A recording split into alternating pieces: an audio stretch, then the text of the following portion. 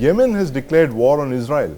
The Houthis, based in Yemen, they're an insurgent group allied to Iran, launched a ballistic missile towards Israel.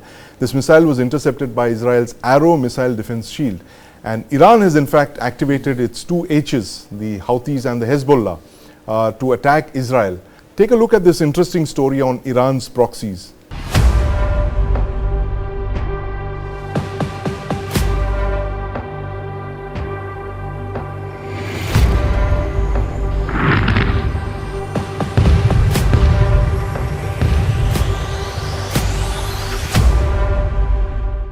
Just days after Hamas' attack on Israel and its civilians, a US warship intercepted and destroyed missiles and drones aimed at Israel, launched by the Houthis, another terrorist group based in Yemen.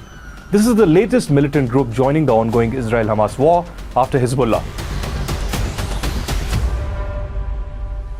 The crew of the guided missile destroyer USS Carney, operating in the northern Red Sea earlier today, shot down 3 land attack cruise missiles and several drones that were launched by Houthi forces in Yemen. Information about these engagements is still being processed. We cannot say for certain what these missiles and drones were targeting, but they were launched from Yemen, heading north along the Red Sea, potentially towards targets in Israel. With Israel beginning to fight a two-front war with Hamas and Hezbollah, there seems to be an attempt for a third front being opened by Houthis. See, both Houthis and Hezbollah have two different functions.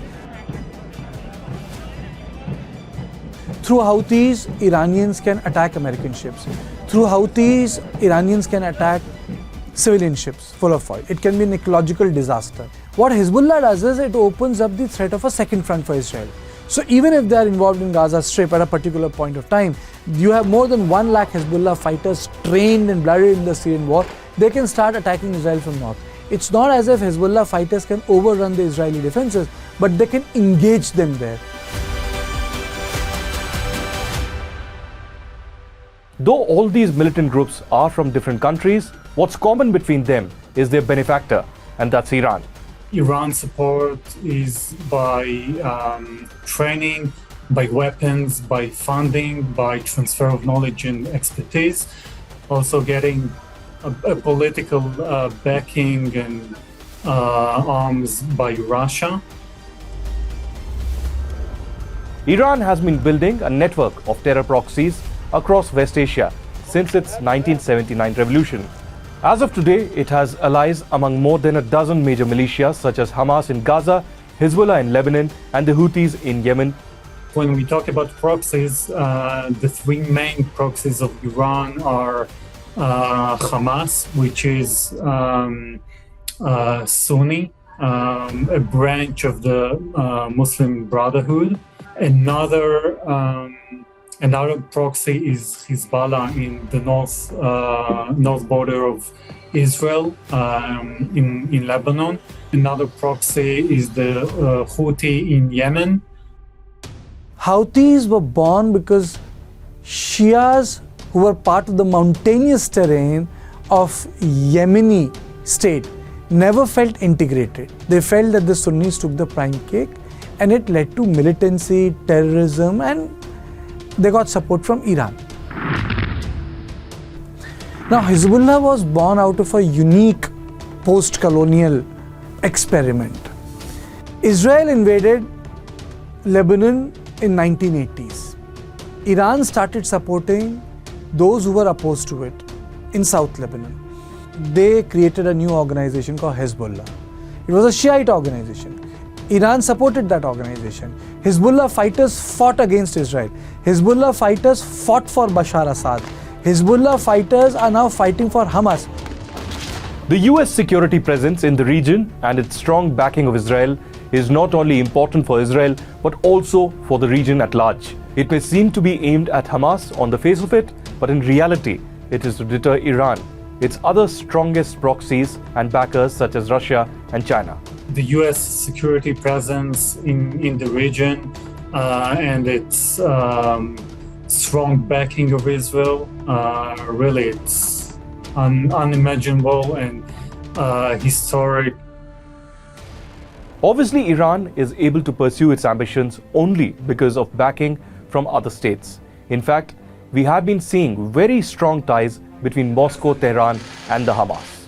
Hamas for many years has been a welcome guest in Moscow, and even a week ago, following the October 7 attacks, the Deputy Minister of Foreign Affairs of Russia met the political leadership of Hamas in Qatar. So far, we are not seeing Iran pushing Hezbollah to join a full-scale or a multi-front war and is limited to a proxy war. The only reason why Israel doesn't fight Iran is because Iran is a big country. It's a big country with a big standing army. So only thing they can do against Iran are strategic operations. But they can't run Iranian state. Will it then continue the war through its proxies, as Israel this time seems to be bent upon going all out against its enemies? That is the question to be asked.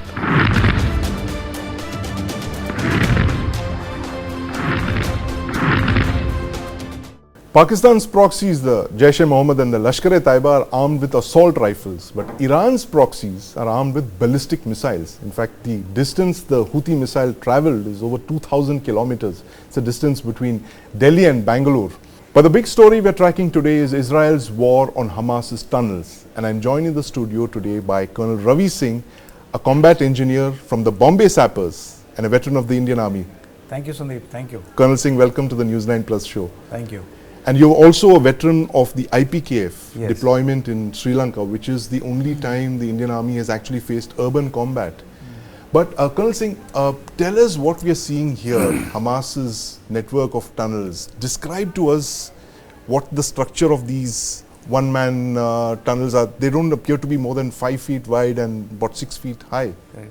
So firstly, let's understand that when you talk about tunnel, our mind goes to the metro tunnels, and these are very superior designs. Right. These are very, very small designs, which are Yeah. rudimentary design, I'll say, done by some basic engineers. Right. Which basically consists of 2 columns on the side Right. and an arch concrete on top. So Right. all this is it. And piece by piece, they will just keep adding it and going forward. Right. So it doesn't have a big space, Right. but a small space good enough for human traffic to Yeah. pass through and weapon and ammunition to go through. So it's like a concrete tunnel made of arches, concrete arches Yes, so stacked together. not always. If you don't get arches, you use just 2 straight beams Right. and make a inverted V.